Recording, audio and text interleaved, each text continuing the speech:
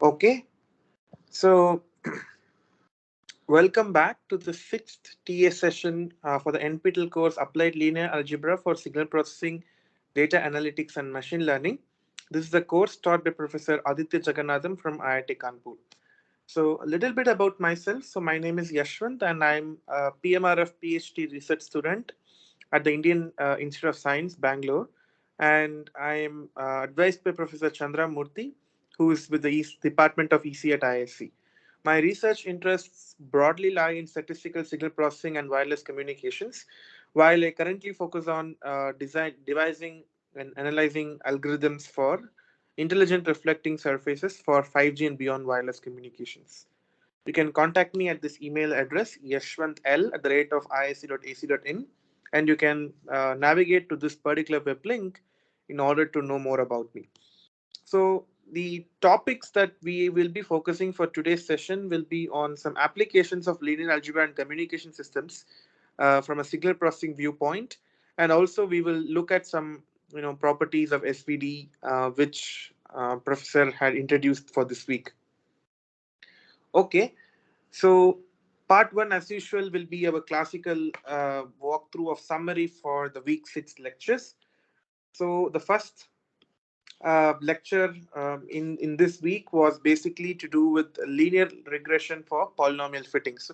So again, just in the interest of everyone's benefit, can anyone confirm if I'm audible?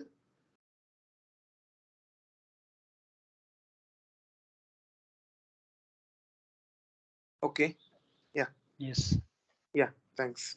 So the first lecture for this week was on linear regression via polynomial fitting, and this is exactly the topic that we discussed in the last session, namely that if I'm given a set of data points, x comma f of x, right? So x is some data point, and you feed that to as an input to some system, which generates a noisy version of the input, the functional value of the input, say x comma f of x. So if I have x and I give that to a black box, say f of x, and it gives out f of x plus n, it gives a noisy version of the function f of x. Now the goal is, given x comma this observation f of x plus n, the goal is to determine what is the function f. Okay, and in particular, if f is a polynomial based model, then we looked at how to compute the value, or how to basically find an approximation of what this f is using the method of least squares. Basically, if let's say if you model f as an n degree polynomial, if you model f as n degree polynomial, then you may need L measurements, that is x1 comma f of x1 plus n1, and x2 plus comma f of x2 plus n2, and so on till like that. You will need L measurements xl comma f of xl plus nl. Okay, such that L is at least equal to n, that is the n plus 1, where n is the degree of the polynomial with which you model f. If you have L at least equal to n plus 1 measurements, then you can always reconstruct what f is using least squares. Least squares is nothing but, for example, it is of something of the form A transpose A the whole inverse A transpose Y. Okay, for an appropriate A, you can find, for an appropriate X and for appropriate Y, you can always figure out what is a polynomial. Okay, so this is something that we discussed in the last TA session. So I'm skipping the details of it, but nonetheless, the contents that which professor covered and what we have seen in the last class are the same. The next topic that professor had covered was a least norm solution. Okay, so now, so least norm solution, why is this particular problem useful? So for that, first let me go over what is the problem and some applications where least norm solutions find some relevance. Suppose you're given a system of equations y is equal to ax, maybe possibly with some addition of noise, ax plus n. Y is the observation vector. Then, if x lies in the column space of A, then no problem. That there's a solution. If x does not lie in the column space of A, then the least square solution, that is the best approximate solution to the actual variable vector x is given by, um, we know that it is generally given by A transpose A the whole inverse A transpose y is equal to x hat. But if you see this vector, it's some, some n dimensional vector. Okay. But this particular vector need not be minimum norm. If you compute the x hat norm of x hat square, it may be a large number. May be a large number. Okay. So the goal in this particular was only to find minimize y minus ax norm square. Okay, you need to minimize this norm as much as possible. The error has to be minimized as much as possible. But the resultant x hat need not be minimum norm solution. But suppose if I also enforce a constraint that my solution to this equation y is equal to ax not only is the best approximate, but should also in some sense have the minimum norm. Then what is the best x for that kind of a problem is captured by this kind of an optimization procedure. That is minimize with respect to the vector x, norm of x square, such that still this particular condition ax equal to y, or in general y minus ax is less than or equal to some epsilon, where epsilon is a very small number. Okay, still this particular y minus ax is very roughly satisfied with some error, very small at epsilon, but the main objective is to minimize the error of minimize the norm of the vector x. Okay, so why is such kind of problems very useful? So number one, it is, first of all we need to understand that, maybe I can, some applications if you see. First of all, we need to understand what is the physical significance of a norm of a vector. Okay, so basically norm of a vector measures the signal, the energy content of a particular signal.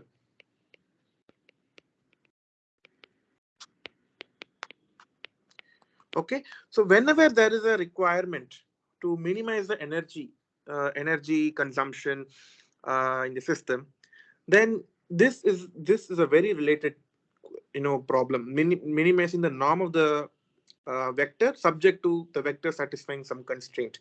For example, if you go to classical any kind of for example a radar detection problem, if you for example you may want to consider, in radar what they do is they inject a particular pilot from a transmitter. The pulse basically the pilot pulse goes and hits the target, it gets reflected back and it comes back to the receiver. Now the goal in such kind of problems is basically to um, make sure that your probability of detection, that is the likelihood of detecting a target, should be as maximum as possible. That is the accuracy with which whether can I tell there is a target or not, that accuracy should be as high as possible. Okay, in many systems they say that okay, I want a minimum accuracy of, let's say, 90%. So 90% of the time I should be able to say whether there's a target or not correctly, right? So given this constraint, you can as well optimize the power, because it's always, power is something, energy, the power of a pulse is always something, which many people want to minimize, because it's something we want every system to be energy efficient. So you want to minimize the power of the pilot's pulse, subject to constraint that the overall performance is still not compromised with a 90 percentile, base performance. That is one kind of, so used in radar waveform design. Okay, another example is to minimize the noise power. I think this is what an application which professor had given in the class, right? In doing a multi-user beamforming as equivalent noise power minimization problem. Okay, so that is another example. So noise power minimization. Okay, a very different notion of minimizing the norm is also used in what is called compressed sensing. Okay, so compressed sensing will professor, I think in the upcoming classes he will cover a flavor of compressed sensing problems. So suppose there is, let's say, a very large set of vectors. Let's say there are a lot of images that are present with you. suppose if you were to digitally store every pixel of the image. So a pixel may require maybe 3 fundamental units: RGB, red, blue, and green, right? And in each of these red, blue, and green units, you may want to understand what is the corresponding contribution. So let's say R is equal to 0.6, G is equal to 0.4, and maybe B is equal to 0.2. So there is a value for every component of red, blue, and green, such that R plus G plus B amounts to equal to 1. Now, so every pixel may represent a 3-bit, resolution. So for example, if I want to represent any number from point 0 to 10 in the resolution of 0.1, then I need at least 10 numbers. You need at least 4 bits to represent 10 distinct numbers, right? Because 2 power 3 is 8, but there are 2 more numbers, 9 and 10. So you need at least 4 bits, which can represent 16 combination of numbers. And so 10 numbers can be easily represented by a 4-bit representation. So per pixel, you need 4 bits. So means, sorry, per color, you may need 4 bits. And for per pixel, where there are 3 colors, so you may need 3 times of 12 bits. And imagine if there is a 256 cross 256, size, a large image. So you have 256 square pixels, and every pixel has 12 bits. So you can imagine the number of bits that you may want to store a particular image required is 256 square times 12. It's a huge number, right? So instead of storing this many bits, can you somehow extract the pattern in the image and find the basis? Okay, find the basis in which the image is sparse.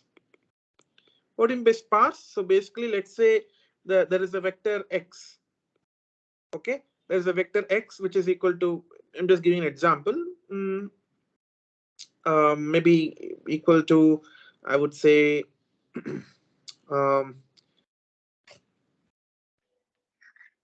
maybe you can say 3, 3, 3, right? This you can represent it as 1 times 1, 1, 1 plus 2 times 1 times 2, 2, 2, which is nothing but 1, 1, 1, 2, 2, 2. The matrix times 1, 2. Right? Now you see, I can what I can do is I can introduce many columns in this particular in this dictionary, and of which there can be many zero numbers, but only few non-zero entries. So then instead of storing the Excuse me, entire, sir. sorry, is there Hello, a sir. question? Yeah, please go ahead. Small correction in this slide, sir. Hmm. X bar subscript ln, sir. It is not ls. Where? Right. In the solution, sir. In the solution, This X one? bar L. This is ln. It is Oh, ln. yeah, it's LN, least norm. Yes. Right. Yes, sir. Thanks. So Yes. yeah, thanks. So at this juncture, what I would say is compressed sensing is also one of the applications. So basically, I want to minimize the number of non-zero positions. Okay, and that is also called as L0 norm. Okay, if I write a vector x and say double bar and say 0, this is called L0 norm, meaning that it measures the number of non-zero entries in a given vector x. Okay, when I think professor also covers a bit of this. So at that point, I will explain in detail how this L0, and you generally in compressed sensing problem, you want to minimize this norm. Minimize the L0 norm of the vector x. That is the kind of problems you basically consider in compressed sensing. Okay, so these minimum norms based problems find a lot of applications. So one particular application is what professor had described in class in terms of minimizing the noise power. Okay, but definitely I assure that when the compressed sensing problem comes, I will explain in detail of another application where minimum noise, minimum norm solutions are very useful. Okay, so the solution, if you solve this particular optimization, the solution turns out to be this particular answer: A transpose times A transpose the whole inverse Y. Okay, so now related to this particular problem solution, some of you may have some understanding issues in terms of what is Lagrange multipliers, how to differentiate with respect to a vector, how to, and so on and so forth. So today I will basically, in one of the tutorial questions, I will give a recipe, or I'll give some short tricks in order to compute the gradient of a vector in terms of with respect to a vector. Okay, I will give some short trick formulas which you can always use in any kind of such optimization problem. See, what is more tricky in these kind of problems is that you're not optimizing with respect to a scalar. It's no longer a one-dimensional optimization. You want to find a vector which minimizes this problem, right? So vector is an n-dimensional quantity. So we will discuss some short tricks on how to find the gradient of a particular function with respect to a vector very easily. Okay, so again, the third lecture was basically an application named of the min-norm solution, namely in multi-user beamforming. Specifically, you can consider an appling scenario. So if you have two users, if you have two users, say user 1 and user 2, and let's say user 2 is a desired user, meaning that the base station wants to decode the signal from user 2 at the moment. But user 1 also sends the signal at the same time when user 2 is sending the signal. So as a result of which, the signal received at the base station will be a combination of signals from both user 1 and user 2. So in order to extract the information only from user 2, that is a desired signal, the base station can do something called beamforming. That is, it will apply some weights on the received signal and then appropriately combine so that the resultant signal is very amenable to the exact signal that is sent by user to the base station. Okay, and that particular weight vector is what is called as, you may call it as combiner or beamformer or whatever. Okay, so the goal is to design such kind of a weight so that you don't get any signal from user 1, but you get all the signal only from user 2. Okay, so if, for example, if the channel between the user and the base station in the uplink mode, that is from the user to base station's direction, is h, and from interfering user to the base station is g, then let's say collect the matrix C is equal to hg. It's an L by 2 matrix where L is the number of antennas at the base station. Then the goal is to design a beamformer at the base station to null the signal from the interfering user. Null meaning I don't want to take any information from user 1. So basically all these antennas will have a null to this particular direction, but it will have complete response in towards user 2. That is the goal. So if W is the beamformer, that is, if W is the vector that exactly performs this operation of nulling towards the interfering user, then the solution, basically the solution of W is the solution to this optimization problem. Minimize the norm square W, W to L2 norm of W2 square, subject to constraint that C Hermitian W equal to 1 and 0. What is C Hermitian? It's just Hg Hermitian. So all I'm trying to say is C Hermitian is about Hg, H Hermitian and G Hermitian. So if you equate the first components on both sides, it just says H Hermitian W equal to 1 and G Hermitian W equal to 0. See, what is G? It is the channel to the interfering user. So the weight vector that you apply should be such that the inner product between G Hermitian and W should be 0. That is a null. And the inner product between H, that is the desired user's channel, and the weight vector that you apply should be 1. That is complete. It should not allow any, it should allow all the signal to pass through. That is the constraint. And this minimization W is because essentially associated with this problem, there is a noise that always adds up to the receiver, right? See, if you have, maybe if I write it down, so y is equal to, you have hx plus n, right? So this n, so if you have y is equal to hx plus n, if you do a W Hermitian on both sides, the noise will also scaled by W Hermitian n. You can't arbitrarily keep on increasing the magnitude of W, otherwise the noise power will keep on growing. So I need to minimize, I need to control, my W, and still achieve the objective of nulling my signal from the interfering user. That's why this objective function comes into picture. So this basically is one of this particular problem. So the solution is ready-madely given. You can, the W that does this job is equal to this matrix, this vector, it's a vector. So then you can show that this it's not, sorry, it's not a vector, it's a matrix. Okay, and you can show that this particular oh, it should be vector, I guess, not a matrix, but let me check.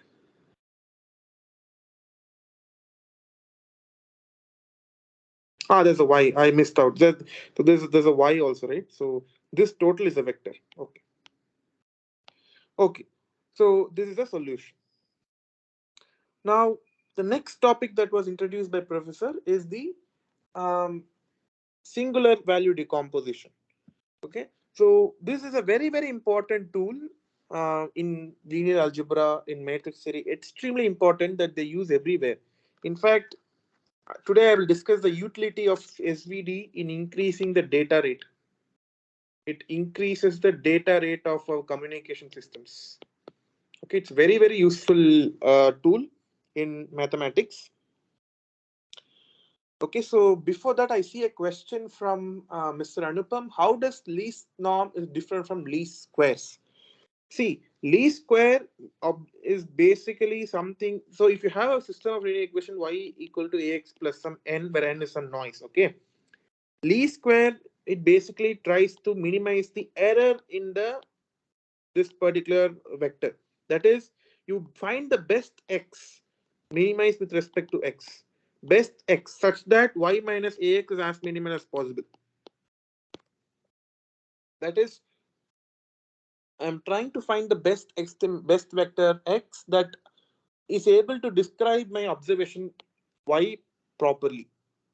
But minimum norm is different. I am not interested in wanting to describe the observation very better. I'm saying, okay, I can tolerate some error in the representation. It's okay if y minus ax, this norm is, is equal to epsilon, some norm, some small number. It need not go to 0, but my requirement in the x vector that describes this particular observation y is equal to x should be as minimum as possible. The norm of that x should be as minimum as possible, not y minus ax. Okay, so that is the difference between min norm and least squares. Now, going back to singular value decomposition, so it goes as follows. Any matrix A, which is an m by n complex matrix, can be decomposed as product of three matrices. A equal to U sigma V Hermitian. Okay. For a moment, you consider that m is greater than or equal to n. That is, it's a a tall matrix. That is, number of rows is more than number of columns. It's a tall matrix. So, what is U? What is sigma? What is V? So U is a m by n matrix. It's a unitary matrix. What does it unitary matrix mean? U Hermitian U should be equal to identity. That is, all the columns of the matrix should be orthogonal to each other. All columns, you can write it down. All columns, not this orthogonal, they are orthonormal. Form an orthonormal set.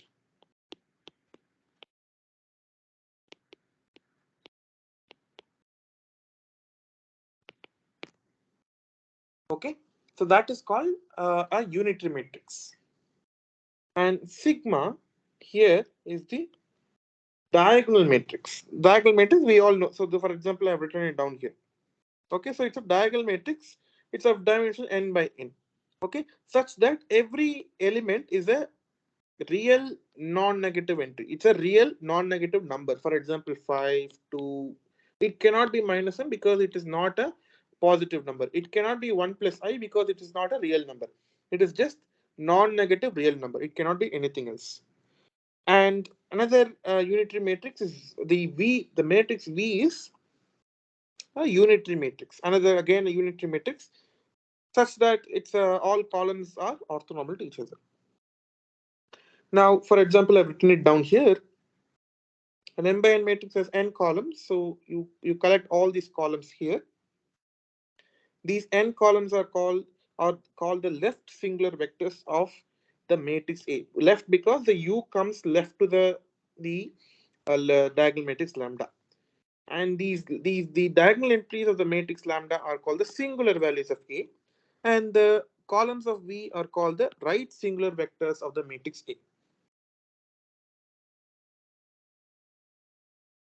Okay, so In general, we basically let lambda 1 is greater than or equal to lambda 2 and so on to lambda n. That is, they all come from a decreasing order sequence. Okay, so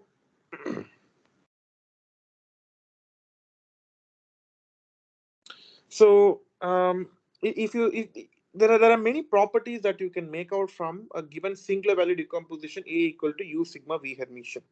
Number one, the rank of any matrix is always equal to the number of non-zero singular values of A.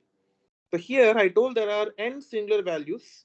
Some of them can be non-zero, right? So the number of non-zero entries, the number of non-zero singular values is equal to the rank of the matrix A.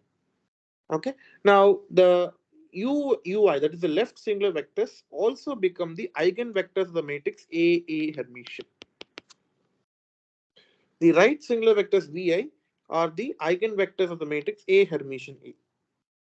And finally, the sigma I square, that is the square of the singular values, are the eigenvalues of the matrix A Hermitian A or A Hermitian. What does it mean? If you remember from last class, I told that the the eigenvalues of the matrix AB is same as the eigenvalues of matrix BA for all the non-zero eigenvalues. That is what I'm saying here also. Again, I'm considering non-zero singular values. So if you take the eigenvalues of A Hermitian A and A Hermitian and take all the non-zero eigenvalues, they will be same counting multiplicities. That is, how many ever times every eigenvalue repeats, the same number of times eigenvalue repeat in the other commuted matrix product also. Okay, so that's why, if you take this or this, both will have the same number of same in not just number, same non-zero eigenvalues. So they will be the singular values of A. So singular values, the square of singular values of A is equal to eigenvalues of A Hermitian A, not A. So in general, eigenvalues of the matrix A are not same as singular values of matrix A. And there's a question, why always decreasing? There is no reason for that. It's just taken as a matter of convention. It's just by definition. I would always want to arrange my singular values in decreasing manner. For example, if the second, side left singular vector, for example, if sigma 2 were the largest singular vector, I can always bring it to the first position, make the second singular value come to the first position, interchange the first two singular vectors, and similarly in V also interchange the first two right singular vectors, and this one you interchange these two. Still, if you write down the matrix product, it will still be the same. There is really no proper justification behind that. It's just for the sake of convention that we define to be decreasing order.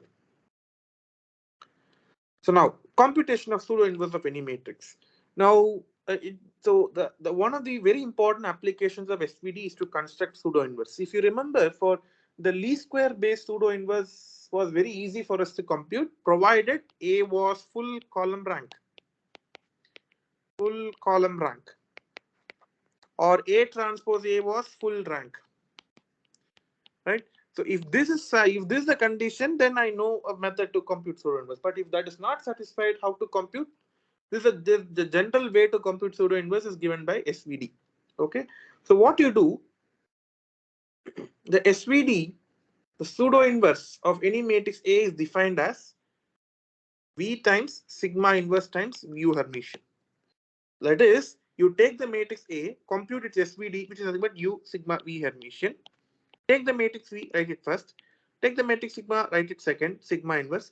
Take the next matrix U and write as U Hermitian. The resultant matrix, this resultant matrix will be your A pseudo. Okay, but now there is a small catch. U V nothing, no problem. I'm just going to write, because I already have A is equal to U sigma V Hermitian, so I will write U sigma inverse and U Hermitian, no problem. But if sigma is not an invertible matrix, meaning if some of the singular values is 0, then it's a diagonal matrix with some diagonal entry is 0. It's not a full rank matrix. How to compute sigma inverse, right? So by definition, what they do is, if you want to compute sigma inverse where there are some entries which are basically not zero entries, then what you do is you leave the zero entries. you only compute the inverse of, that is, if it is sigma 1, sigma 2, and so on till sigma p, then 0, 0, and so on to 0, then take the inverse of only the non-zero elements. That is, this whole inverse is nothing but 1 by sigma 1, 1 by sigma 2, and so on till 1 by sigma p. Instead of saying 1 by 0, just say 0, 0 only. Don't take the inverse of the zero matrix. Take the inverse only of the non-zero entries. That is, you see sigma 0, 0, 0. Then the inverse of this matrix is just take the inverse of the non-zero entries. The zero matrix, you retain it as zero only. Anyways, other elements are zero only. Okay, so that is how the inverse in this particular operation to compute a pseudo inverse is defined. Okay, so now if this is a pseudo inverse of the matrix A. Now, the last very important application of SVD is in spatial multiplexing in MIMO communication system. So this, please pay attention to this very much, because today I'll be discussing more practical applications of how to, how do data bits. So for example, people talk about 4G giving this much data rate, 5G is expected to give 100 Mbps, and so on and so forth. So what does it mean to quantify? How do I say a particular system will give this much data rate? What is the maximum that a particular system can give? So those notions I will be discussing today, and I will, in that aspect, I will tell how spatial multiplexing is one of the key enablers to improve the data rate of modern communication systems, and the brain behind adopting or applying a spatial multiplexing is at the usage of singular value decomposition, or SVD, of a matrix. So let's consider a transmitter having NT antennas. That is, it wants to send some data bit. There are some information symbols, and the receiver has NR antennas. For simplicity, you consider this particular case. The number of antennas the receiver is more than number of transmit antennas. Now, the received symbol at the receiver is given by y is equal to hx plus n. This we have been seeing for past 3-4 weeks now, where y is an nr cross 1 vector, x is the nt cross 1 transmit vector, nr cross 1, y is a receive vector, and the intermediate matrix h is a channel. So for example, here if you see the channel between the first transmit antenna and the first receive antenna is h11. First transmit antenna and last receive antenna is HNR1. The first subscript represents the receive antenna index. The second subscript represents the transmit antenna index. Okay. So then if you write the noise, there's always a noise that always gets added at the receiver due to some electronics limitation. Okay. So always noise is inevitable in any communication system. So if you write down, all the symbols, so y is a vector that is given by y1, y2, and so on to ynr. So I'm just expanding what h times x is. So that's what h11 x1. So the received symbol at the first antenna is given by h11 x1 plus h12 x2 and so on to h1 nt xnt. That is, if I consider the first receive antenna, if the receive come from the first here, from the second antenna to come here, the last transmit antenna comes here, all of these gets added up by corresponding channel gains. That is exactly captured by this first equation. And you add a noise in the first receive antenna. Similarly, write down the received signal in the second receive antenna and corresponding noise term as N2. And so on till all the NR antennas, you write down the corresponding noise terms. Now you see, suppose the transmitter has NT length vector. So potentially every element in the this NT long vector can represent a unique information symbol. Right? It can represent, for those of you who are familiar with some notion of communication system, basically what they do is, in order to send a particular data from one end to another end, they do something called constellation mapping. For example, it could be a BPSK or a QPSK modulation scheme and so on and so forth. But without getting into this, all I'm trying to say is, so if it's an NT cross 1 vector, every entry is potentially one information bit. Okay, it's potentially one information symbol that you can transmit. So that means from an NT antenna, okay, I can potentially transmit, for example, NT antenna independent information bits, right? But if you see what the way this communication channel affects these x1, x2, and something NT is, if you look at the first receive antenna, you get the contribution from all the NT receive transmit symbols. If you look at the second antenna, you get the contribution from all the NT symbols, and so on till if you take the nth antenna, You take the contribution from all the NT bits. What does it mean? If I want to just get x1, I cannot just like that get from y1. I need to process combinedly from all the streams to just find x1. Similarly, I need to process all the NR equations to find x2. Okay, it's a very computationally expensive process to decode x1, x2, and so on to NT individually. Okay, so so it's called a coupled system. That is, every equation is coupled with every transmit symbol.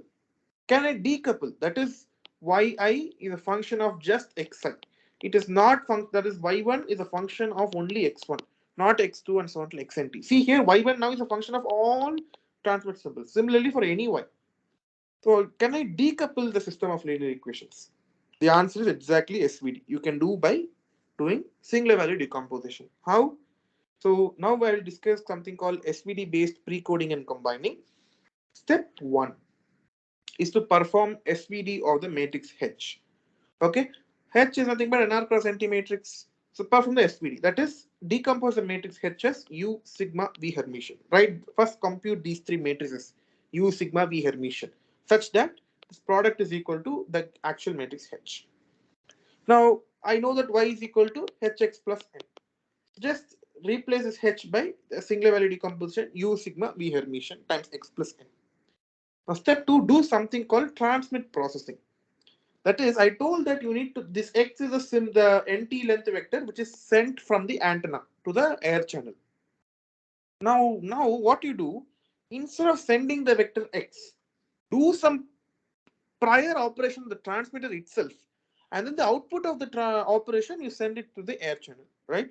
That is, this prior operation at the transmitter is called the precoding of the transmit vector. With what you precode? By this operation by linear transformation of applying the matrix V. That is, instead of transmitting the vector X, transmit the vector X tilde is equal to V times X.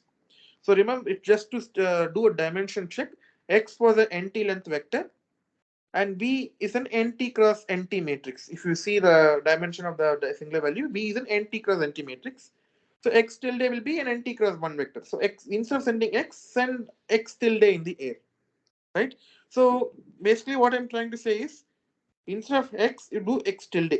That is, H times Vx is what you need to send from transmitter. Okay, understood? Now, what is H? So Y is equal to, you do received signal will be H times X tilde, not X, plus N. But I know that X tilde is V times X. Now, if you write U sigma V Hermitian V times X plus N.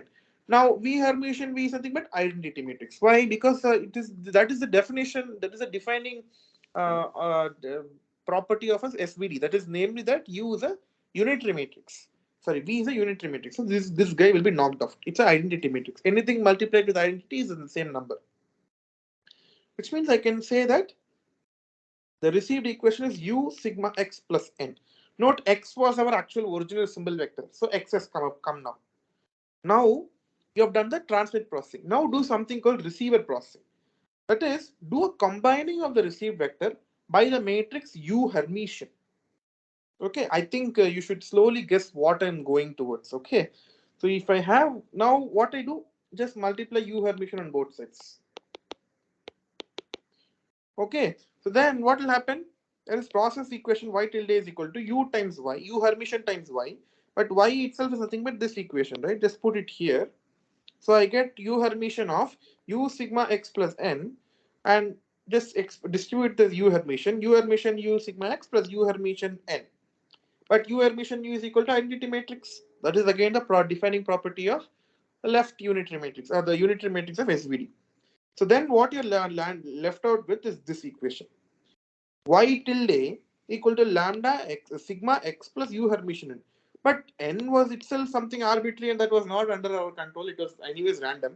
So U Hermitian N is some other equivalent noise, which is again random and not under our control. But you can prove that the statistics, the noise power will remain unchanged when you do this operation of multiplying by U Hermitian. Precisely because you can, maybe you can take it as a homework, or maybe I can do it in the next class. If you compute the norm of this vector n square, it will be same as U Hermitian n also. That is, what it says is, if I take the norm of a vector x, let's say it is equal to some number c. If I multiply x by unitary matrix and then take the norm will not change. It will again be c. That is called unitary preserve. It's called an for people who know, it's called, you know, L2 norm. I'm specifically talking about energy is basically defined by L2 norm. So the L2 norm is unitary invariant. That is, it doesn't change by multiplying a vector by a unitary matrix. So that's why you was a unitary matrix.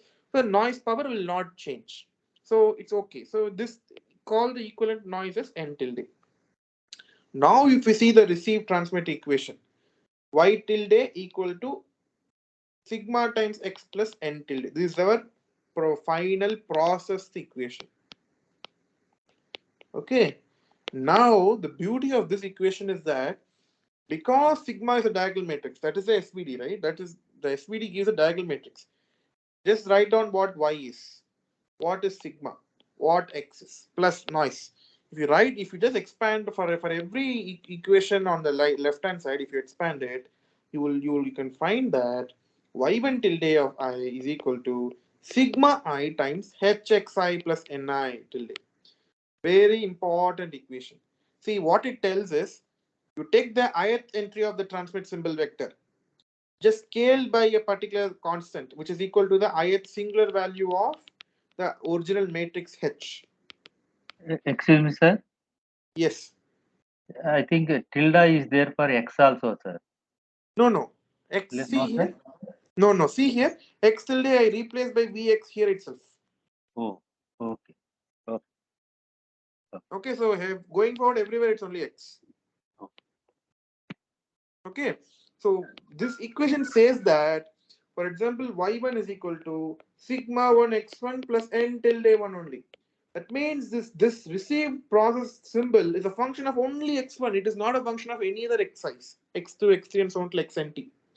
That is the beauty of this particular, processing. You do something called transmit precoding, and do something called receive combining using the v matrix at the transmitter and u Hermitian at the receiver. Then you can decouple your system of equations. Okay, so every stream. But now remember, how many such equations can you get? You cannot get all NT, because the number of such equation here depends on number of non-zero values of sigma, which is what is the number of non-zero values in sigma? Equal to rank of H. So if you see any communication system, the rank of the matrix is very, very important. In any communication system, in order to increase the number of streams, that is, see, every stream adds to a data transmission. So more the number of streams you have, more the number of independent data transmissions that you can do, and so more is a bad data rate, right? So in any communication system, one of the goals is to basically maximize the rank of the channel so that you can pump in more data through the channel. Okay, and sigma I can be thought of as an effective channel. It's an effective channel. That is, after all processing, what is the channel for this particular stream? It is sigma I. What is the noise for this stream? It is n tilde I. Okay, so how many such parallel or decoupled or independent streams are possible? Rank of the channel matrix H. Because the number of non-zero singular values equals number of streams equals rank of H. So this is called spatial multiplexing. That is, you do simultaneous transmission and reception of several independent streams of data. That is, multiplex means you send multiple data in at the same time. Why is it called spatial multiplexing? Because I'm achieving this by merely having so many multiple antennas at the base station, at the transmitter and the receiver, and I'm doing some SVD of the spatial channel matrix. It's a space, right? So every antenna means it's a space element. So this channel is a spatial channel. Since I'm operating, doing an operation over the spatial channel, this is called spatial multiplexing. That is sending multiple information over space. This is called this is the foundation of what is called MIMO, multiple input, multiple output. If you see every of our mobile phones, you will have multiple antennas. Every tower you see, there will be a lot of antennas. One of the basic premises behind going to such kind of multiple antenna system is in enabling spatial multiplexing, which can without really having to pay. See, here I use the same transmit power. I did not do anything. with same transmit power, same bandwidth, all the energy, all the natural, without really having to expend many natural resources, just by having multiple antennas, the transmitter and receiver, and appropriately maximizing the rank of this channel, you can get better and better data rate. Okay, this is very, very important, and I will quantify this a bit more today in the tutorial sessions. I have a So question. yes, So here we have decomposed the channel using SVD, and yes, then we use this V matrix, and we intelligently send it to the transmitter, and correct. then transmitter will use it, right? So now my question is that in this operation, uh, uh, do we also have this beam forming weight on the on the receiver side? That also is also there in this video. Yes. So, essentially, you see at the receiving, you do combine by the beamforming weight. So this can also be taught of beamforming weight. You do see here, if you see this can be considered as one tower, okay, one base station or one access point, one tower. This is one user. So I'm talking about a point-to-point system. That is one tower and one user. I'm not talking about multi-user now. For a one tower and one user scenario, the best beamforming weight at the receiver that you need to use in order to maximize the data rate only for this user is U Hermitian, where U is the left singular matrix of matrix H. Okay. Okay. Okay. So in Okay. some sense, this notion of beamforming or pre-coding or combining, in some sense, they're all roughly the same. For example, if you do beamforming at the transmitter, that is called pre-coding. If you do beamforming at the receiver, that's called combining. Yeah. Okay. Okay. Thank you. Yeah. Yeah. Okay. So this is the rank of H is also called the spatial multiplexing gain. That is, what is the maximum gain that you can achieve by doing spatial multiplexing? That the gain is quantified by a mathematical number equal to the rank of the channel matrix H. Okay, so here is a quick block diagram. With that, let's move on to maybe, yeah. So you have a transmitted vector, that is the actual data that you want to transmit from the antenna. But before transmitting out of the antenna, you pass it through a block called precoder that will basically convert it to X tilde vector and then transmit it through an air channel. And then the receiver will add some noise. And then at the receiver, do a combining using the matrix U Hermitian and then take the output Y tilde. Okay, so Y tilde is your processed received signal and X is the actual transmit vector. You can abstract all these operations, this intermediate operation, as all these will give rise to just one effective channel that is just applying a that's just the diagonal matrix of comprising the singular values of the matrix H. So this basically boils down to a system where you have the transmitted vector X, you pass it through the channel containing the sigma matrix, which is a model equal to sigma matrix, and the output is Y tilde. So this is a decoupled system for spatial multiplexing. Okay, some of the remarks are the spatial multiplexing gain increases the rank of channel matrix. That is very clear because number of non-zero singular values increase, so number of independent streams increases, so your multiplexing gain also increases. More spatial multiplexing gains means better data rate. That's why spatial multiplexing is very important. Okay, now very important rank, but I'm going to mathematics now. The sense that rank of any matrix H, so H is a NR cross NT matrix. So rank of any matrix cannot exceed the number of rows and number of columns. That is, it is at most minimum of NT comma NR. So if I want to increase my rank of the matrix H, which will give better data rate, it is necessary that NT and NR both must be increased. I cannot say, okay, I'll choose two antennas, as NT and two as NR, and get a 4 rank matrix. It's not possible. If you want to get a 4 rank matrix, at least there should be four transmit antennas, and NR should at least be 4. So if you should at least keep increasing the number of antennas at both base station and the receiver in order to maximize the rank. That's why people have it's almost been a decade that people have been researching on MIMO technologies and implementing. In fact, 4G has been very successful in MIMO, and even 5G is going to use the same. And in fact, a more recent engineering buzzword is called massive MIMO, where they're going to deploy hundreds and thousands of antennas in the system, and they're going to improve the spatial multiplexing gain. Okay, so this is about spatial multiplexing. So now what I want to do is just related to spatial multiplexing itself. Let me, for those, since we are at it, let me also cover the notion of how to measure the data rate. Okay, once I know how to measure the data rate, I will now give some more conditions that a particular channel matrix has to satisfy in terms of the mathematical, the linear algebra concepts, so that you can improve the data rate of any communication system as high as possible. So for that, I need some preliminaries. Okay, so this is question 1. Understanding the capacity of wireless channels.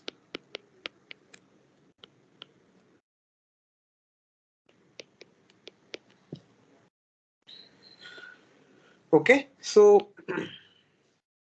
what is capacity? So capacity basically tells about, it measures the data rate of any system. Okay, so capacity measures the maximum data rate of transmission over a communication link. Link means it's just a communication channel. Why? What is the second part is even important. While maintaining as small a probability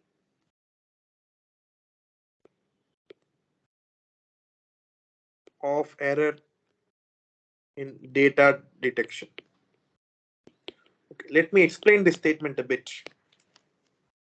So basically, if you, let's say, see, inherent to any communication system, there is a noise, right? So for example, if you go back here, you have y is equal to hx plus n all the time. Y equals hx plus n. Now, this noise can potentially lead to an error in decoding what the vector x is. It can potentially lead to that phenomenon. And as you keep increasing the data rate, that is, as you keep increasing the rate of transmission of your information symbol, it's possible that you will accumulate doing a very large number of errors due to the noise. That is, it is not simultaneously possible to keep getting a higher and higher data rate, and also very, very low probability of data decoding, error in data decoding. If you keep increasing the data rate, your error in data decoding will also keep increasing because of the noise. So now, what does capacity tell? Capacity tells the maximum data rate of transmission. That is, what is the maximum limit. At the same time, the error in data decoding is not, is not higher than a given threshold. That is as small as possible. It should be, for example, I can tolerate, let's say, epsilon as a probability of error. That is, for example, I can say if I send 10 power 5 information symbols, okay, maybe one symbol out of 10 power 5 can be in error. If this is my requirement, I cannot tolerate more than one symbol. Let's say if there are two symbols in error out of 10 power 5 symbols, I cannot tolerate this. The system can go into some unstable decoding. Okay, I cannot tolerate this. That means there is a threshold on the error probability that any receiver can handle. For that error probability, what is the maximum data rate at which I can operate the system? This data rate, the maximum data rate at which I can operate system while ensuring a very small probability of error in data detection is called as a capacity. Capacity is basically a data rate only. Okay.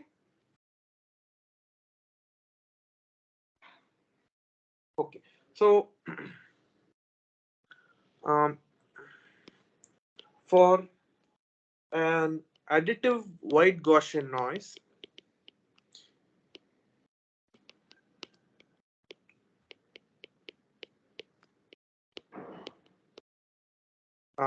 model, that is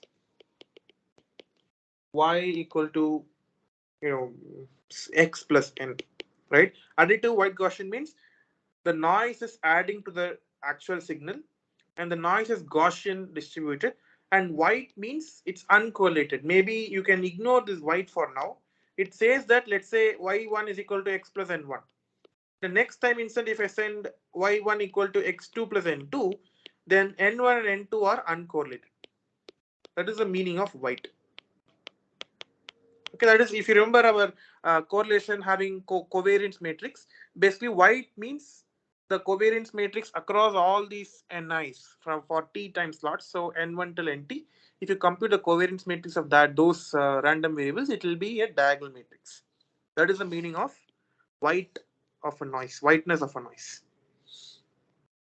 Okay, so for such kind of a system, the capacity is given by, it has a closed form mathematical expression, C is equal to B times log 1 plus SNR. Okay, where SNR equal to average signal power divided by average noise power, and B equal to bandwidth of the system or bandwidth of communication.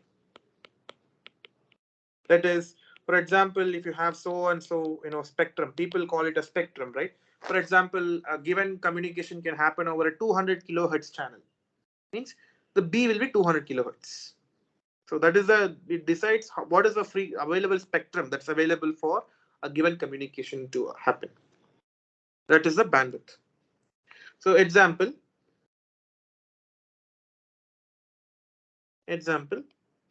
if our wireless channel is nothing but y is equal to hx plus n, consider a single antenna nt equal to 1 and nr equal to 1.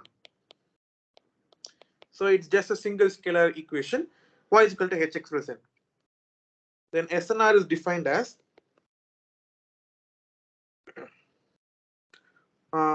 mod h square times expected value of x square divided by expected value of n square. Because it's average signal power, so I'm taking expectation. This is the same as mod h square times p, where p is the transmit per signal power and sigma square is a noise variance. That is, n is a random variable, right? It has a particular variance, and that variance will be the noise power, average noise power, right? Then therefore capacity C is equal to B times log of 1 plus mod h square P by sigma square. Okay, where P is the transmit power, sigma square is the noise variance. Okay, so now we will now talk about MIMO channel. Okay, and then I'm going to describe the data rate. So I told that spatial multiplexing can enable higher data rate, but I'm going to describe what is the exact data rate a spatial multiplexing can achieve, and under what conditions can you increase the data rate that is achieved by the spatial multiplexing based scheme. Okay, so question 2 is characterize the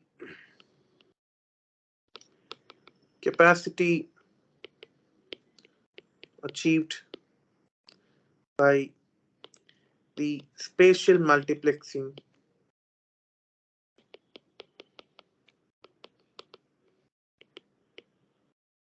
based scheme. Okay, great. Now it is known. Okay, I'm going to give the capacity expression for a MIMO channel directly. So here I told the capacity expression for a SISO, that is single input, single output, means NT is equal to 1, NR equal to 1. It's a single input, single output, all are scalar channels. It's not a vector, no matrix, nothing. So C is equal to B log base to 1 plus SNR, where SNR is mod H square P by sigma square.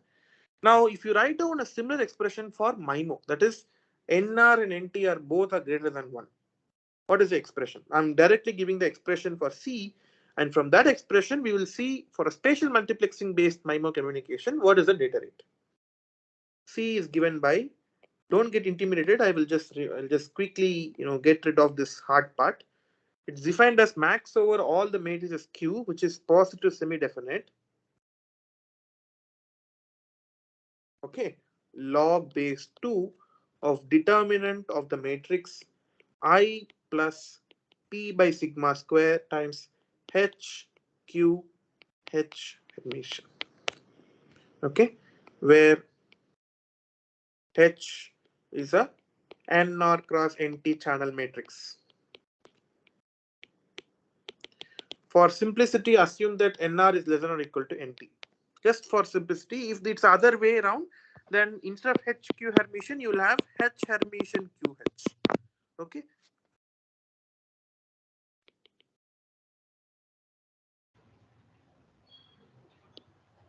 Yes, is there a question?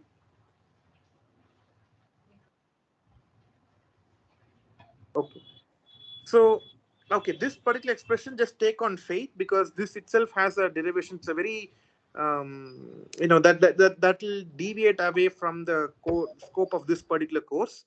So just take this particular on faith. But nonetheless, why I'm writing this is because it still involves all the matrix identities that we have learned. It has determinant, it has Hermitian, it has product of matrices, and you're taking max over all these log of determinant and so on.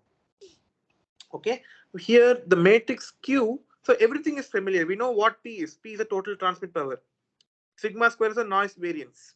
H is the channel matrix, NR cross NT. But we don't know what Q is. So Q is called the transmit symbol covariance matrix. That is, so basically you have a vector to be transmitted from a transmitter. That vector itself, in general, any information symbol, any information bit is modeled as a random variable because we don't know what is the symbol that we're going to transmit. From a receiver's viewpoint, the receiver is not going to know what is the information that the transmitter is going to transmit. If it already knew it a priori, then there's no meaning for communication. The receiver already knows what the transmitter wants to transmit, right? So in general, the communication source, the source symbols from the transmitter is modeled as random. The moment you have a random and you have a random vector, because from a MIMO setup, you can always transmit a vector length symbols, you're going to have a random vector as a transmitted symbol. The random vector associated with it, you always have a covariance matrix, right? So that's where this notion of Q being a transmit symbol covariance matrix comes into picture. Okay, now let me make an assumption here to simplify things. Assume equal power allocation across the antennas. That is, I have a total power budget of P, right? But per antenna, how much power should I allocate? Because all antennas will require some power to transmit symbol, right? So I'm going to assume Q equal to equal power allocation all across all antennas. You can show that means your Q will be identity matrix scaled by 1 by NT. Okay, this also take on faith. So if you use this particular Q in the above expression, then there is no meaning. If the moment you fix your Q, then there is no meaning of this doing maximization over Q business. Okay. So in fact, you should do a maximization over Q business. Okay. That's more. That's also there. So basically, that will then boil down to saying, okay, what is the proportion of power that I should allocate for every stream or every antenna? That is a separate optimization problem in itself. So for those of you who are familiar, that is also called water filling problem in power allocation in a communication system. So that will be, I think, covered in an course like optimization course. But here I might not go into the nuances of doing an optimization over the power allocation. So for simplicity, I assume that I do equal power allocation in all these antennas. Okay, so then you can show that C is equal to log base 2 determinant of I plus rho by nt sigma for P by nt sigma square times H Hermitian. I just substituted Q is equal to 1 by nt times I. You get this particular expression. Now, I can simplify the C furthermore. How? Let SVD of H equal to U sigma V Hermitian. Okay. Then what happens? Then what is H Hermitian in terms of SVD? U sigma V Hermitian. Can anyone try now? What should I write now?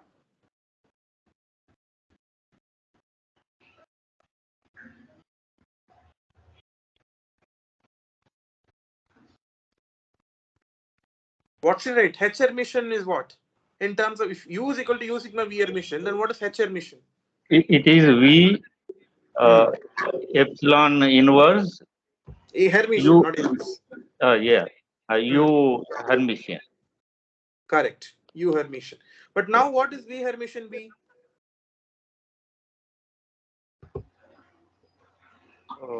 I, yeah? Correct. I, because V is a unitary matrix.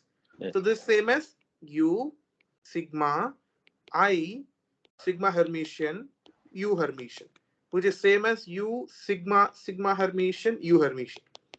Now, if you recall, sigma is a diagonal matrix. Sigma Hermitian is also a diagonal matrix. But sigma is a diagonal matrix with all real positive entries.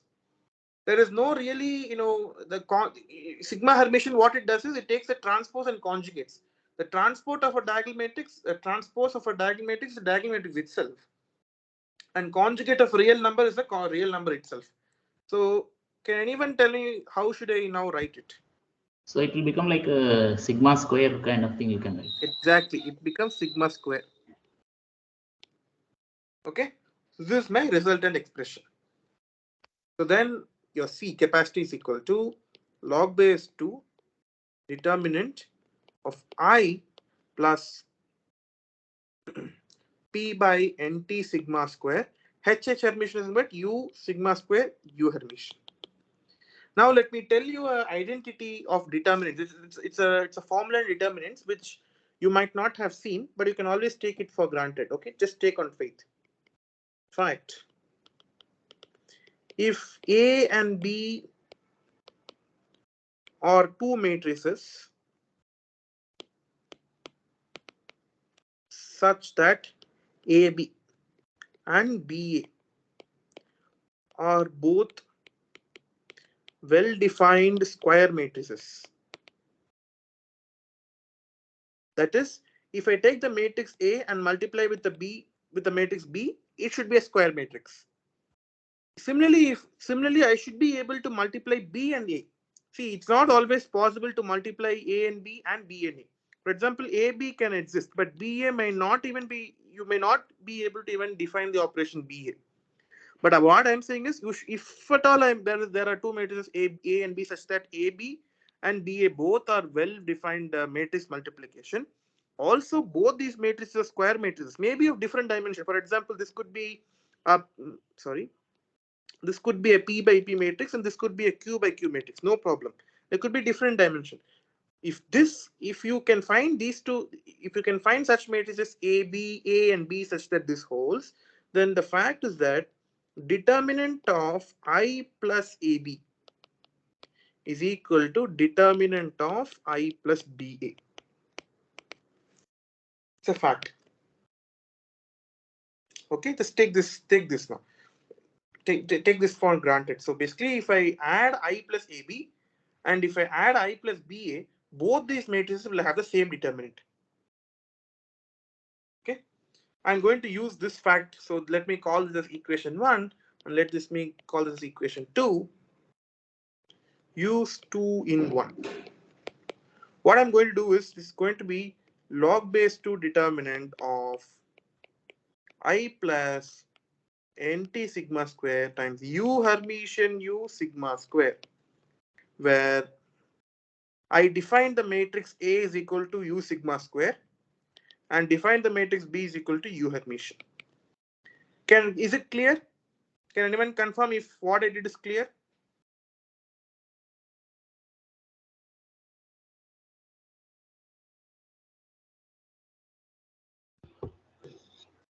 Yes. Yeah. Okay. Thanks. Now, what is U Hermitian U? That's again I.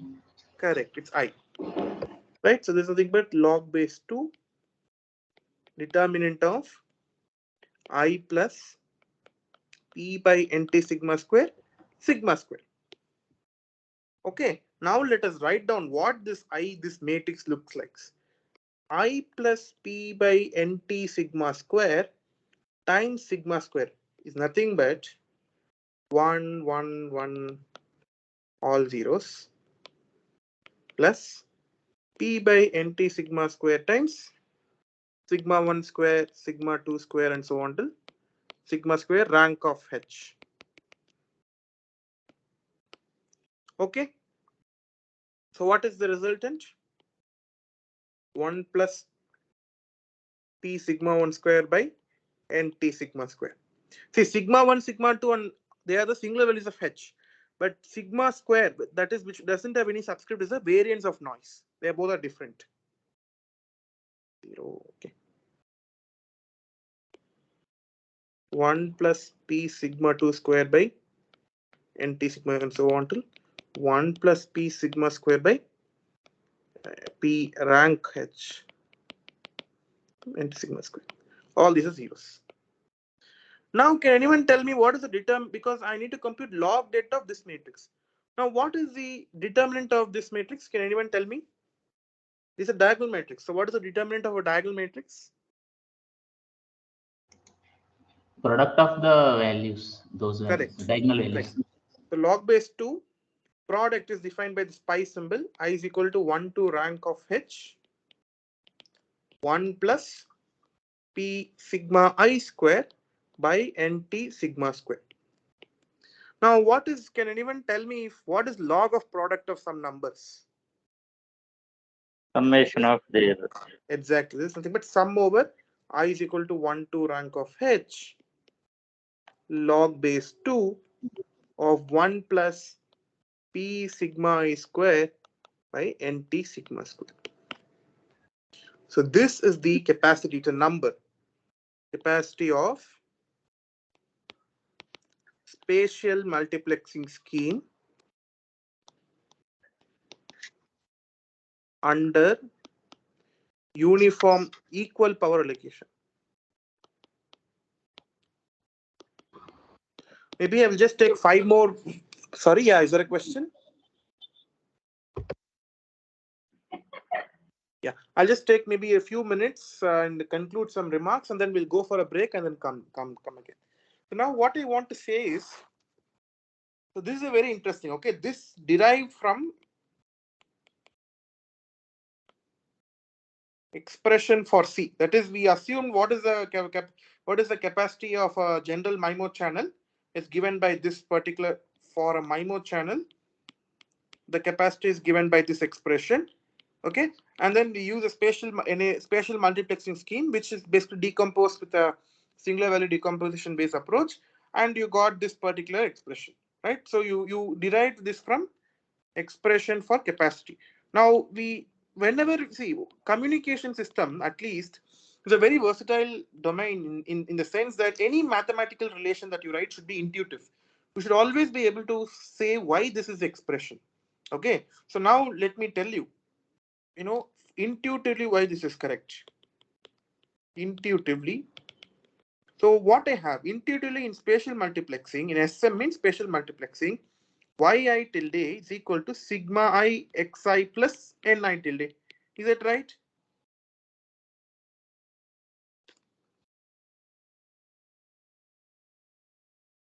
Yeah, I think you understand that. So this is my general expression, right? And I have I is equal to 1 till rank of H. Correct. These many parallel streams I have. What do you mean by parallel streams? These are independent. That is, every stream I can independently decode. That means what? The total data rate is the sum of the data rate obtained from each of the individual stream. That is the meaning of independent stream. Total data rate equal to sum of data rates from every stream. Okay, so that's nothing but how many streams do I have? I have rank h streams. I is equal to 1 to rank of h r of I, where r of I is the data rate of the ith stream. Let's compute r of I. So r of I is nothing but yi is equal to sigma I xi plus ni tilde. But what is this is nothing but a scalar channel, right? What is the capacity of the scalar channel? Just see here. In the last question we saw for a scalar y is equal to hx plus n, the capacity is given by b times log base 2 1 plus mod h square p by sigma square. Okay, yeah, of course here everywhere b should be multiplied because yeah, you should see that b should be multiplied everywhere.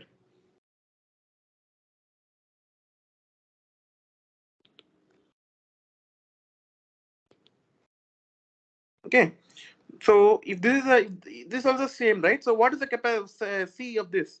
B times log base 2. Yeah, can anyone tell me?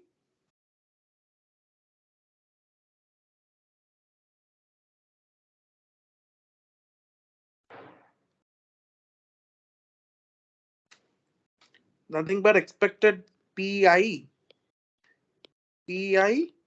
sigma square I by sigma square. Is it correct? Can anyone confirm where pi is the power allocated to the ith stream, ith data? Can anyone confirm if this is fine? I just wrote down the expression for a scalar channel from here. If you have y is equal to hx plus n, then c is equal to b times log base 2 of 1 plus mod h square times p, where p is the total data power for the data x divided by sigma square, where sigma is the noise of the n and the noise. So similarly here, I have the same kind of a representation where h instead of h I have sigma I. But anyways, mod of sigma is same as sigma I because mod it's a real positive number. Sigma is a real positive number. So I just wrote sigma I square. Pi is the power for the ith data. Xi. Sigma square is the noise of ni tilde. Is this clear? Can anyone confirm?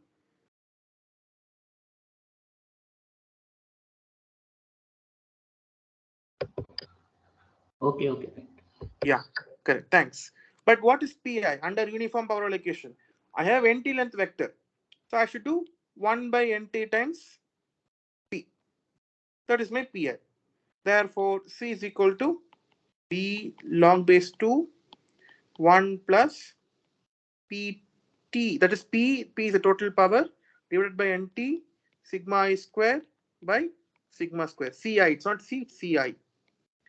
But this is nothing but C is nothing but sum overall Ri. So C is equal to summation over I is equal to 1 to rank of h log base 2 b times log base 2 1 plus p by nt times sigma I squared by sigma squared. You see, this is the expression that we intuitively derive.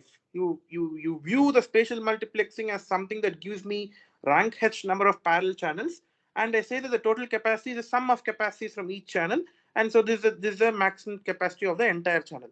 This is same as, see, you can just see carefully. This is same as what I derived here from the mathematical first principles, right? So for every math that is every difficult math that is underlying behind any communication system, you can always find an intuitive way to argue why that should be the expression. Okay, now with one, I'm just going to give some closing remarks on this particular aspect. So there's a remarks. Okay, summation over I is equal to 1 to nt rank of, so I'm going to have r of h to denote rank of h. Instead of writing rank, I'm just saying r. That's all. Log base 2 1 plus p sigma I square divided by nt sigma square. You can always upper bound it by the quantity nt times log base 2 1 plus summation over I is equal to 1 to r of h p sigma I square by nt sigma square. Okay, that is, I'm trying to give you an upper bound on the capacity of the channel. So what I told, Capacity is the maximum that you can transmit. Okay. You can never transmit at a data rate reliably over a channel greater than the capacity. That is, if you try to, transmit the data over a channel greater than the capacity, the data rate is greater than the capacity, then you will always end up creating so many errors in the data detection. Okay, so this is the maximum data rate that you can always transmit, so that you can still potentially lie within a tolerable error probability. So this is basically, generally this is expressed in bits per seconds. That's why you call data rate as BP. So if you see, you say 100 Mbps, right? So Mbps means megabits per second. That is same as this. So when I say Mbps, I'm essentially referring to this kind of numbers behind. Okay, log 1 plus SNR is the number behind BPS, bits per second. So measured in bits per seconds. Per hertz, if you don't multiply, but if you multiply with B, it's just bits per second. Then B times log NT. Okay, so now I'm saying that there is an upper bound to the capacity itself. Okay, if I can achieve this upper bound, when will this upper bound achieve? This is due to something called Jensen's inequality. I'm just throwing some jargons. If you don't understand, it's okay, no problem. But if you are interested, you can always go and refer. What is Jensen's inequality? So this uses a property called, uses the property that log function, log base 2 function is a concave function, something called concave. It's a concave function. It's a mathematical terminology. For those of you who are interested, you can go and look at what log concave function is, what is Jensen's inequality for a concave function, and so on. But for purpose of now, just know that there is an upper bound for the capacity itself. Okay. Now, if I can somehow make the capacity, if I can somehow make this particular upper bound as equality, if I can make this as equality, that means I'm essentially trying to increase the capacity itself, right? I can get a better capacity because I'm essentially trying to make the upper bound an equality, right? This upper bound is met. Let me write down. This upper bound is met. That is, it meets with equality if sigma 1 equal to sigma 2 equal to and so on till sigma r of h. That is, all the singular values of the matrix H are all equal. Okay, what does it mean? That is sigma max, that is a maximum singular value, is equal to the minimum singular value. All the singular values are equal. Sigma max is equal to sigma min. In other words, the ratio sigma max by sigma min is equal to 1. Okay, so this ratio of the maximum singular value to the minimum singular value of any matrix is also called the condition number of a matrix. Condition number of H. Okay, so what I'm trying to say is, if the condition number of the channel matrix H turns out to be 1, then you can get even better capacity given by this expression. The capacity itself can be maximized. That is, I'm not saying, so capacity is a maximum data rate at which you can transmit with low error probability. But can you maximize the maximum achievable data rate is what I'm talking about, this condition number here, right? So summarizing, I will just quickly summarize. The maximum achievable data rate can be increased. So I'm increasing the maximum number itself. Okay, understand the difference properly. Can be increased by increasing the maximum data rate, that is the capacity. Okay, maximum data rate, achievable data rate is the capacity. Capacity can be increased by increasing the rank of the channel. But the best maximum achievable rate, that is, what is the maximum of all maximum achievable data rates? Please let me know if you have some confusion regarding the understanding of what I'm talking. For a full rank channel,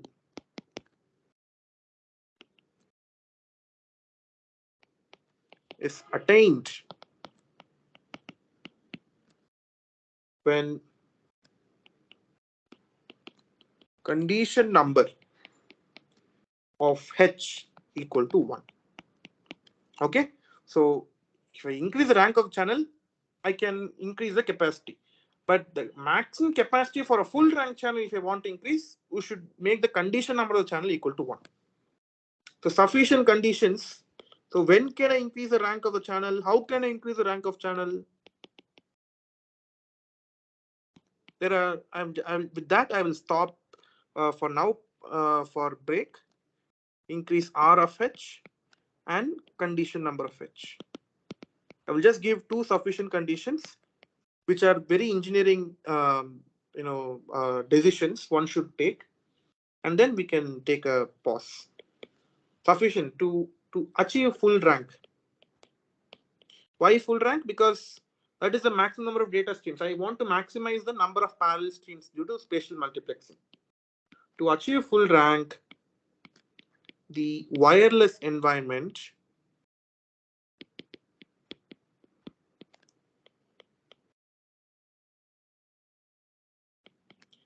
must be rich scattering. That is what I'm trying to say is, if you have a wireless transmitter here and there's a wireless receiver here, you should have so many scatterers around the path that, okay, it can go here, reflect and go here. It can go here, reflect and go here. It can get reflected from multiple, scattering and scatters in the environment. If you have so many scatterers in the environment, then you can show that the spatial channel between the transmitter and the receiver will tend to be full rank. Okay. Next is to achieve the condition number equal to 1.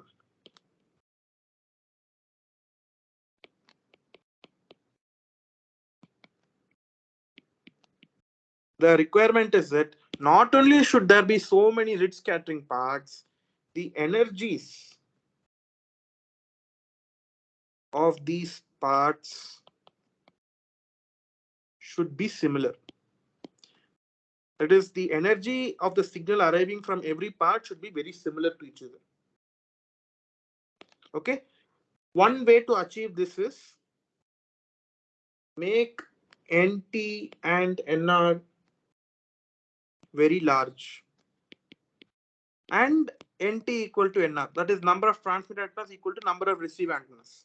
And NT and NR both are very, very large. Okay. Then a result from it's a subject by itself in mathematics called the large random matrix theory, because any wireless channel is a random variable or a random channel. Large random matrix theory. It's a subject in mathematics. It's a very, very profound subject. There's a result in this particular subject that tells that condition number goes to 1 under the condition if you make NT and NR very large and NT equal to NR. Okay, and this is precisely the one of the reasons behind the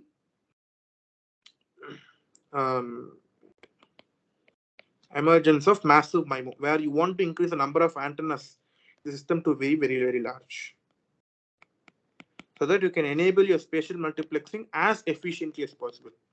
Okay, so yeah, so I think I have given you a lot of technical details by now, which I believe have complemented what Professor had taught in class about spatial multiplexing. If you see here, this is also, for example, I've talked a lot about condition number of a matrix. It's a new term for all of you. I've talked about the capacity of a MIMO channel from first principles of having the determinants and so on and so forth, the singular value decomposition applications. So yeah, I understand I have dumped in a lot of technical details. So maybe now what I intend to do is, after we can take a break for some time, maybe for for some time, and then we come back and I will do 2 problems and then let's call off for the day. So it's 7:32 now. Let's meet back at 7:37, which is 5 minutes from now.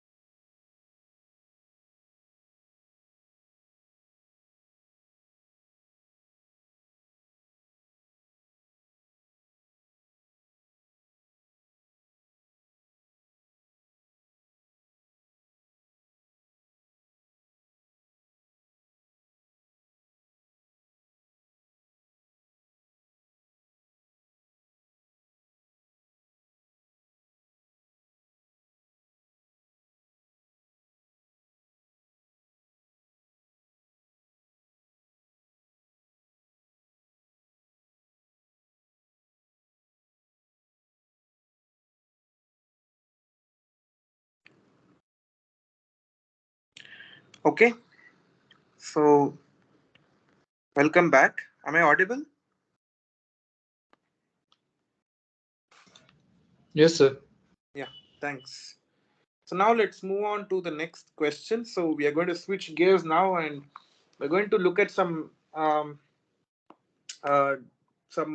useful relations in optimization required. For example, which professor had mentioned about Lagrange multiply technique, and for example, to solve min-norm solutions, you take a Lagrange differentiate with respect to the vector, take the gradient, and so on. So you're going to see some very short tricks. Okay, so let denote the vector x. Okay, is equal to x1 and so on till xn. It's an n-dimensional vector. It's a column vector. The n-dimensional column vector. Okay, and the matrix A is a m by n matrix. Be a matrix. Okay. Now define two quantities. Y equal to ax. Okay. So basically, y is a m-dimensional vector. And define z is equal to x Hermitian ax. Can anyone tell me what is z? What is the dimension? Is it a vector or a matrix or a scalar, and what is the dimension?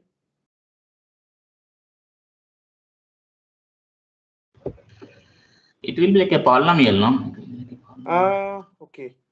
I'm sorry. There is a small mistake. Okay, it's an n by n. A is in a square matrix n by n. Can anyone tell what is z now? What is z? Is z a vector? First tell, is it a vector or is it a matrix or is it a scalar? Yeah, I think someone told it correctly. So indeed it's a polynomial in x. But I want to, but what is it? Is it a scalar number? Yeah, it should be then. Yes, correct. It's a scalar number. Okay, you can show that it's a polynomial. That's correct. It's a polynomial in x, but that is, yeah, that's correct. Polynomial in x. That's fine. So, but the main thing that I wanted to tell is that z is a scalar number. Okay. Now, the first question is find the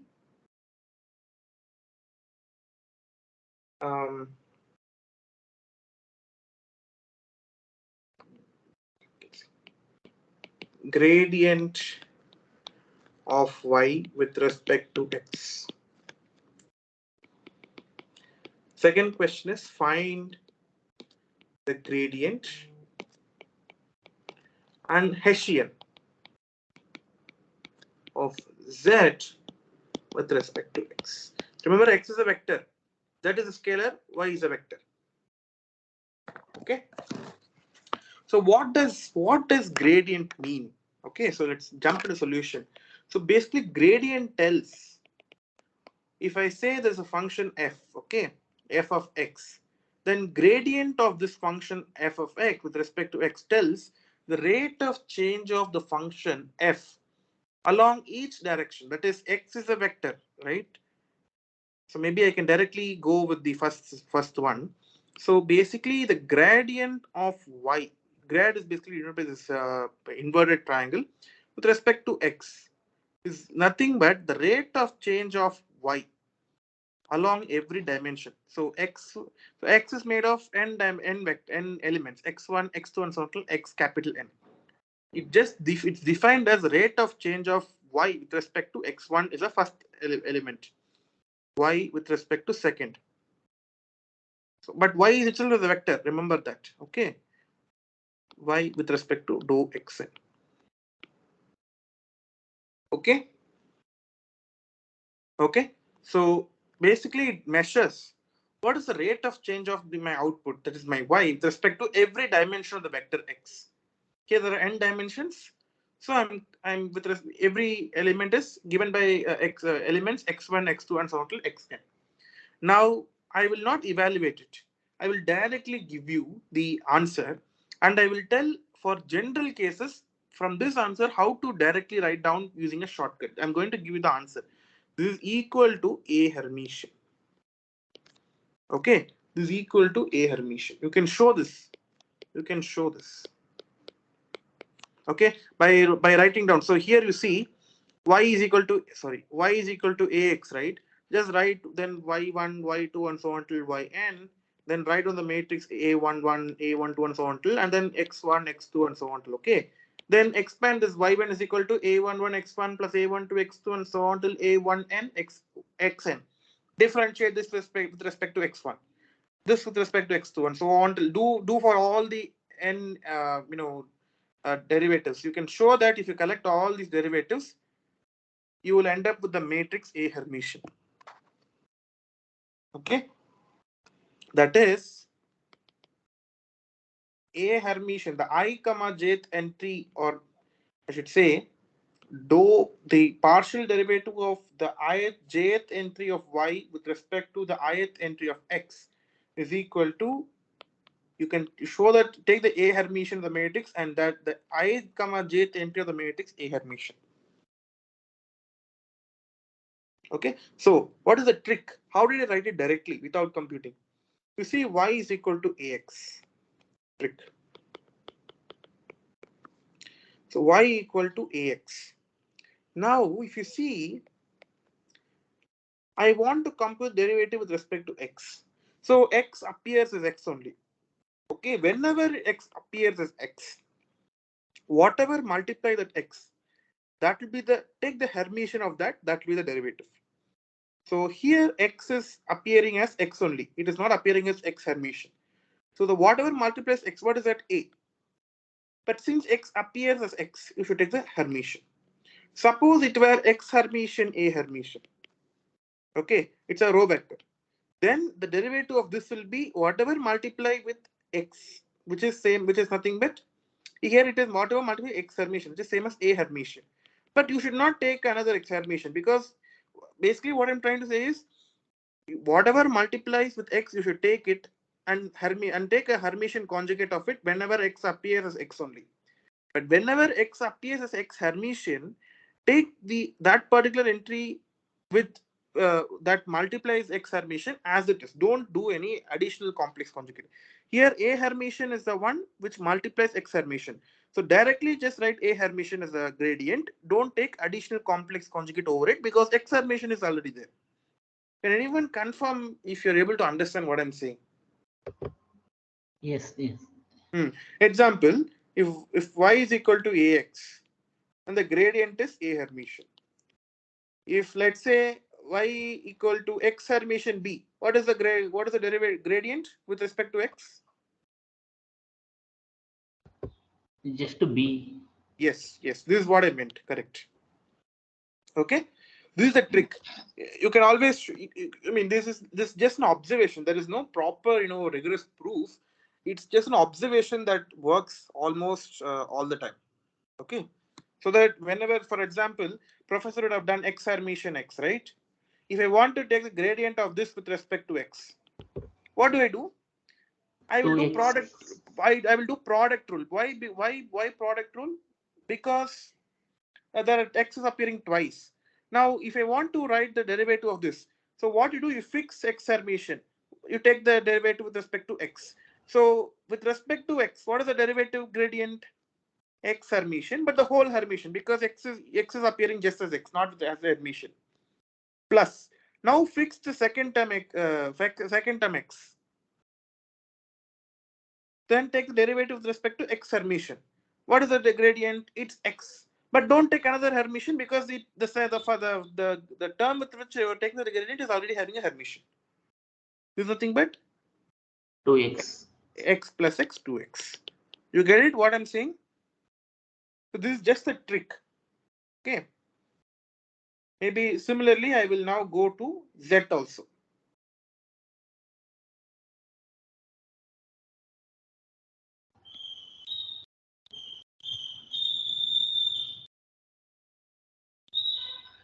Okay.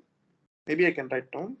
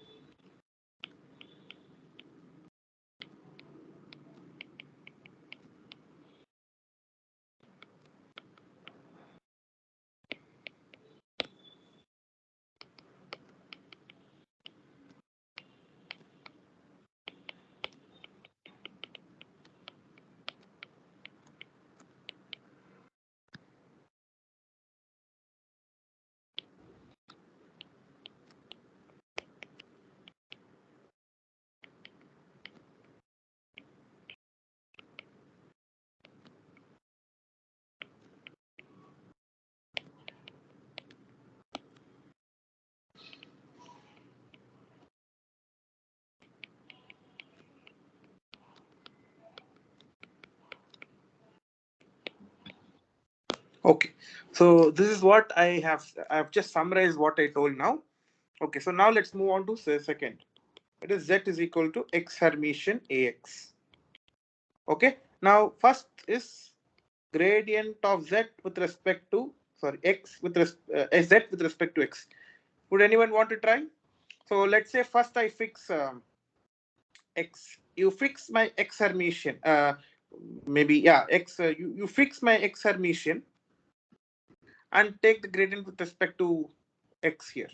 So what will be the gradient?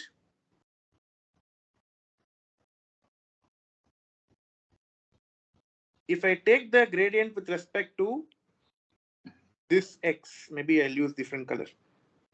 This x with respect to I need to use product rule here, right? Because I'm having x2 twice in the picture, so I need to do product rule.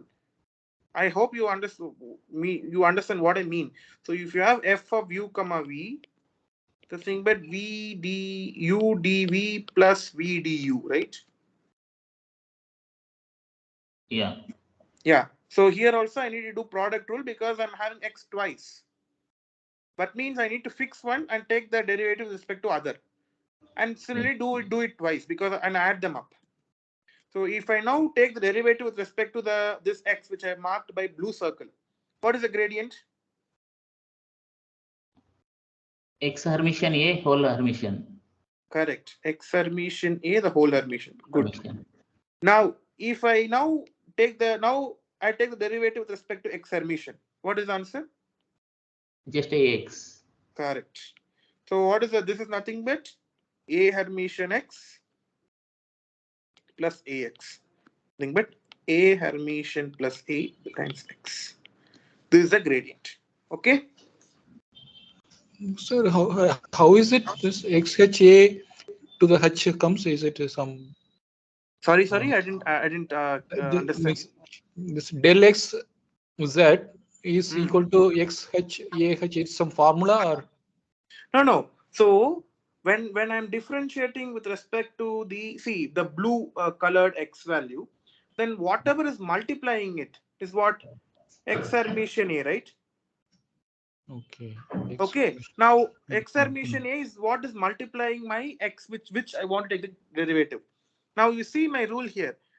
Take the multiplier of x and take its Hermitian conjugate if x appears without in its Hermitian form. So here x is appearing just as x. It is not appearing in its Hermitian form. So whatever is multiplying this x, you take that and take the whole Hermitian. Okay. Now when you take the derivative with respect plus, now the second term, when you take the derivative with respect to the x Hermitian in the red colored mark highlighted one, then x is appearing in its Hermitian form. Then what you need to do, take whatever is multiplying it as it is. Don't add an additional Hermitian to it. Okay. And to the power h, that one comes. This power h is because I took, see, the derivative, this is obtained by taking the derivative with respect to this blue x.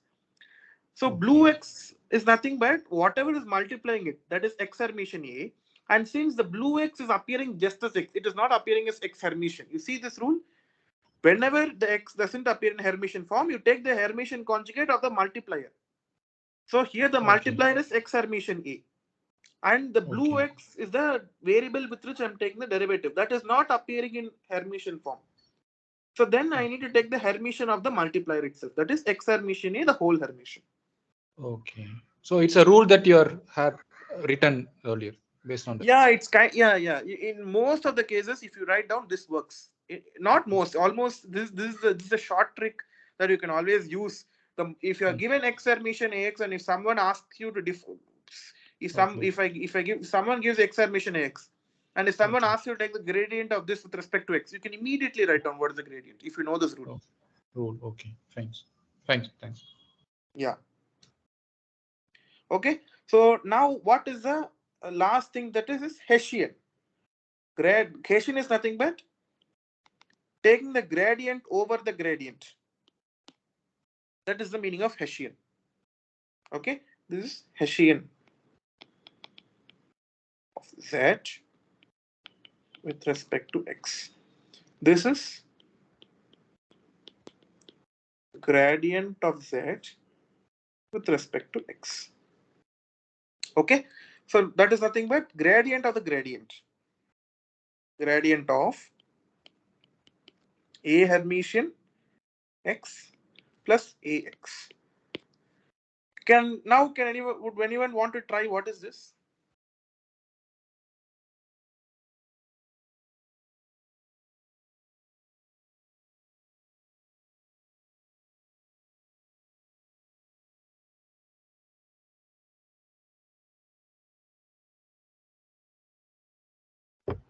A plus A Hermitian.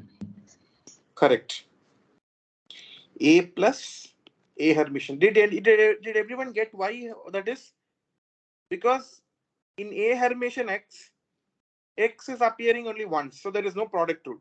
And x is appearing as x, not as x Hermitian. So just take the multiplier and take its Hermitian. So A Hermitian, the whole Hermitian is same as A. Now the second term, again x is appearing only once, so no product rule. And x is appearing as x, not as x Hermitian. So take the multiplier and apply in Hermitian. So it becomes A Hermitian. But now my question is this addition defined always? Is A plus A Hermitian always defined?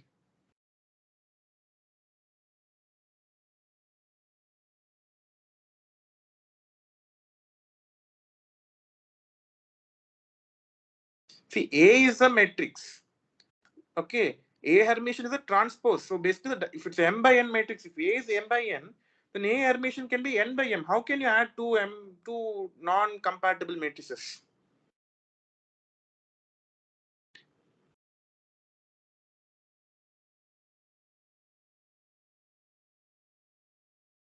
No, it's okay. Don't worry too much. So it's very simple. You see the question? It says it's an N by N matrix. So in fact, if you're able to define that A is a that you are able to define X Hermitian AX only because A is a square matrix. Otherwise, you cannot define X Hermitian AX. See, if X is an N by 1 vector, then X Hermitian is a 1 by N vector. It mandates that A should have N rows and N columns. That means A is a square matrix. So you cannot define the operation X Hermitian AX if A is a non-square matrix. Okay. So this is still a very valid expression. This is possible because A is square.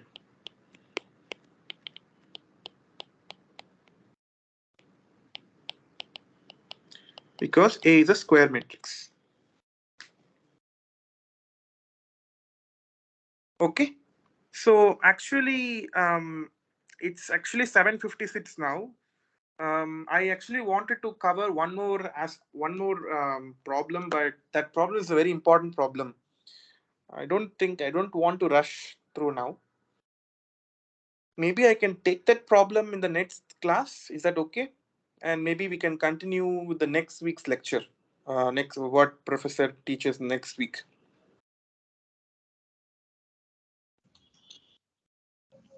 Yes, sir. Yes, sir. So this lecture and previous week's lecture also YouTube link I couldn't get. So can Yeah. Okay. For YouTube link, what you should do is just type my name. My name is Yashvanth L, right? So okay, maybe I can just a minute. So my YouTube link is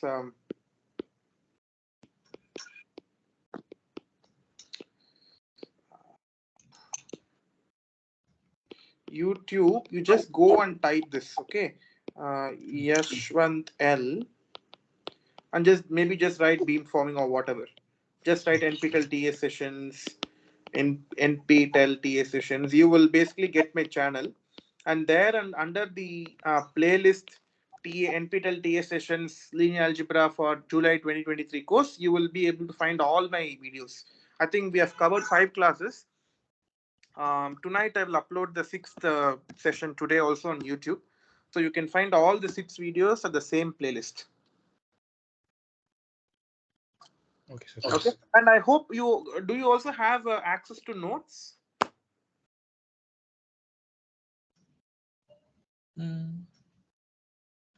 Not yet seen. I think your lecture as it should be there.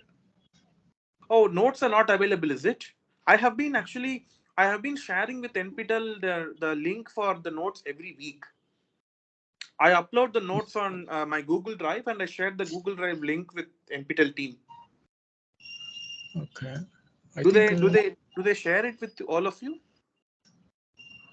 I think mentor sessions, something is there, some link is Yes, there. I sir, think they you should are check there that. in the problem solving link, solved problem link, YouTube link, as well as the material link is available. Okay, great. Okay. Yes. And also, my suggestion to all of you is you can always tell me if you want me to solve some particular problem which professor is doing in class, or some particular aspect which is related to prof's lectures which you want to understand better. So because there were few suggestions earlier that they wanted more engineering viewpoint of what we are doing in the course. So that's why today I had to deal a lot of about this communication data rates based sessions. So I think going forward, I will most probably all my problems will be mostly looking into some applications only, because I think most of you want only those kind of problems. Like next so we will be doing such kind of problems, and in case you want something, you can see my email ID here, right? So you can just make a note of this email address. You can always write to me at this email address saying you want me to solve something, or I can either solve it in class, or I can point you to references which are elegantly explained. Okay, so fine. So maybe let's okay, how do I let's stop. Maybe let me stop recording.